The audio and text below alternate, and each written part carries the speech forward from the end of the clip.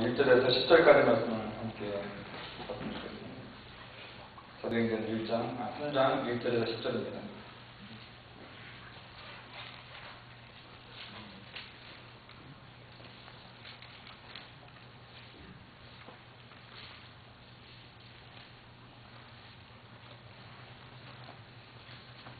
제가 이제 여러분들 한 절 함께 기도하겠습니다. 제9시 기도 시간에 베드로와 요한이 성전에 올라갈 때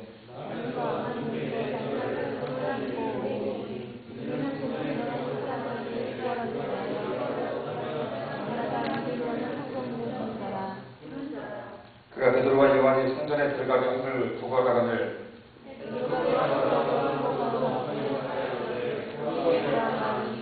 그가 그들에게 무엇을 얻을까 하여 바라보거늘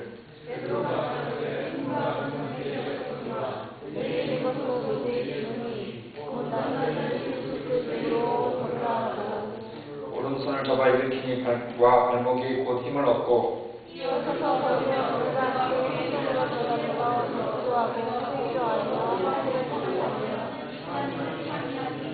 모든 백성이 그 걷는 것과 하나님을 찬송함을 보고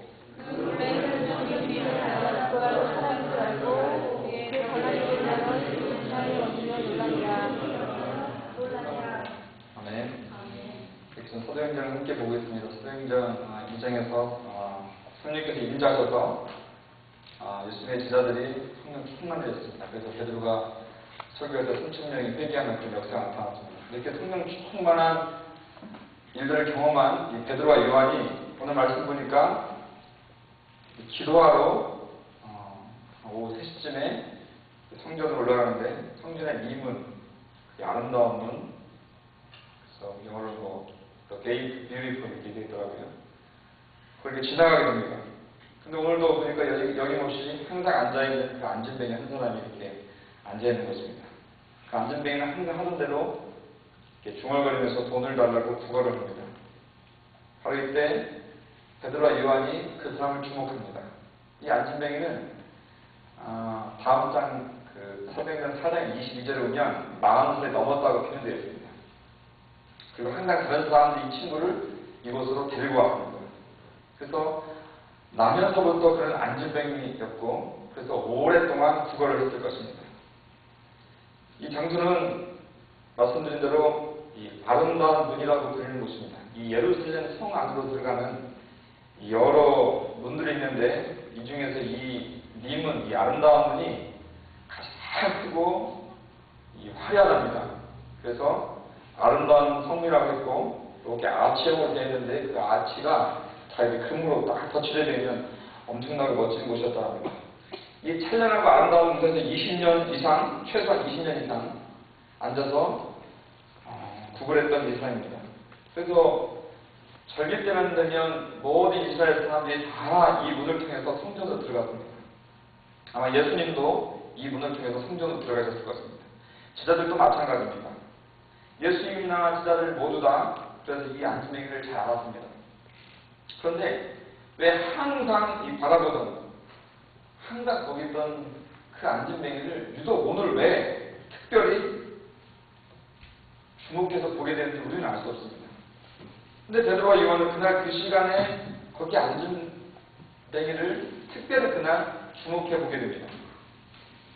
그날따라 무슨 안진뱅이가 큰 소리를 질렀다거나 유별난리를 한 건 아니었을 것 같습니다. 근데 유독 특히 그날 그 안진뱅이를 주목하게 된 데는 아마 베드로와 요한의 마음속에 성령의 어떤 감동이 있었다고 생각할 수 있습니다. 여러분 잘 아시는 종교개혁자 존 칼빈도 이 대목을 이렇게 해석하면서 이때 성령의 특별하신 감동에 따라서 그를 주목하게 된 것이다 이렇게 설명하고 있습니다. 우리 이런 것을 보면 우리 일상 가운데 성령님은 어떤 특별한 때에 특별한 어떤 감동을 주실 때가 있음을 우리는 다 압니다. 내가 항상 보던 사람인데 그날 특별히 그 사람한테 관심을 갖게 돼서 그 사람에서 기도하게 된다든지 우리가 항상 보는 주보인데 거기 어떤 선교사님의 글을 읽고 갑자기 감동이 되어서 그러면서 기도하고 후원하게 된다든지 항상 집에 벽에 붙여있던 성경 구절인데 어느 날 갑자기 그 성경 구절 보니까 갑자기 마음이 뭉클해진다든지, 이렇게 평상시 기도하다 갑자기 어떤 분이 갑자기 떠올라서 그를 위해서 기도할 때 강한 안에서 어떤 힘들이 일어나는 것들을 우리는 경험하기도 합니다. 아니면 그를 한번 찾아봐야겠다 이런 생각이 들 때도 있습니다. 아니면 전화를 해보겠다 라는 강한 그 마음의 그런 소리가 들 때가 있습니다. 성령 충만한 사람들은 이럴 때 성령의 인도하심을 따라서 실행합니다. 그리고 그 인도하심에 따라서 순종하고 그때 성령님의 도구가 되어서 하나님의 사역을 잘 감당하게 됩니다. 오늘도 이 베드로와 요한도 항상 성령 충만한 가운데 경건함을 유지하는 가운데 지금 기도하러 오라고 했잖아요. 특별히 그날 안진뱅을 보면서 마음속에 일어나는 성령의 감동을 받은 것 같습니다. 그래서 그를 향해서 이렇게 말합니다. 우리를 봐라. 그러자 안진뱅이가 고개를 듭니다. 대부분 구걸하는 사람은 고개를 들지 않고 손만 올리지 않습니까? 이렇게. 그런데 누군가 자기를 부르면서 우리를 보라 하니까 그렇게 고개를 듭니다. 성경은 뭐라고 적혀있냐면 그가 무엇을 얻을까 하여 바라보았다라고 했습니다. 무슨 동전을 줄 것인가? 특별한 선물을 줄 것인가? 라고 생각했을 줄 겁니다. 그때 베드로가 이 안진뱅이한테 말을 합니다. 우리 너무 장난 말인데 이런 말을 합니다. 은과 금은 내게 없거니와 근데 만약에 끊어서 은과 금은 내게 없지만 여기까지만 딱 들었으면 여기까지 들을 때 여기까지 들었을 때 이 안진뱅이는 저 생각에 굉장히 짜증이 나지 않았을까. 자기 보고 우리를 좀 쳐다봐라. 그래서 고개를 들었는데 귀찮지만 몇 편이라도 거들리면 고개를 쳐다보는데 은과 금은 나한테 없다. 이렇게 말하는 겁니다. 지금 이 안진뱅이는 현재 이 몇 푼의 동전을 지금 기다리고 있는 것입니다. 다른 걸 생각하지 않습니다. 그렇게 이 사람은 몇 푼의 동전을 위해서 받으면서 40년을 살아왔습니다. 몇 푼 동전 받으면 그걸 가지고 자기 필요한 것을 이렇게 얻어 쓰면 됩니다. 어느 날 운이 좋으면 아주 넉넉한 돈을 이렇게 받기도 합니다. 그날은 아주 신나는 날입니다. 그렇게 40년을 살아왔습니다. 그리고 이곳에서 지금 계속 구걸하는 동안 별의별 삶을 다 봐왔을 것입니다. 그것은 굉장히 많은 고난이 왕래하는 것이었습니다. 어쩌면 예수님에 대한 소식도 들었을지도 모릅니다. 그런데 그런 모든 것이 자신하고는 사실상 지금까지 상관없는 이야기였습니다. 자신의 온통 관심은 어디였습니까? 그냥 동전, 좋은 동전 몇 개 얻으면 되는 겁니다. 아무것도 관심 없습니다. 그런데 오늘 자신의 고기를 들으려고 하는 사람이 그리고 하는 말이 은과 금은 나한테 없다 라고 하는 것입니다.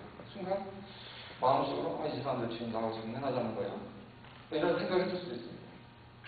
내가 원하는 것이 금은 동전인데 나한테 그게 없다 라고 하면 우리 사람 입장에서 기분 나쁠 수밖에 없죠. 그런데 베드로가 계속 말을 이어갑니다. 뭐라고 합니까? 은과 금은 내게 없지만 나한테 있는 이것을 너한테 주노니 나사렛 예수 그리스도 이름으로 일어나 걸으라. 이 안진뱅이 입장에서는 이 안진뱅이 유일한 소망은 뭐였습니까? 뭡니까? 금과 은. 근데 이 마음을 베드로가 알았겠죠. 그래서 네가 원하는 그거 금과 은은 나한테 없다. 그런데 네가 꼭 받아야 할 게 있다. 네가 꼭 받아야 할 게 있다. 그것이 나한테 있는데 나한테 네가 원하는 은과 금보다 더 중요한 것이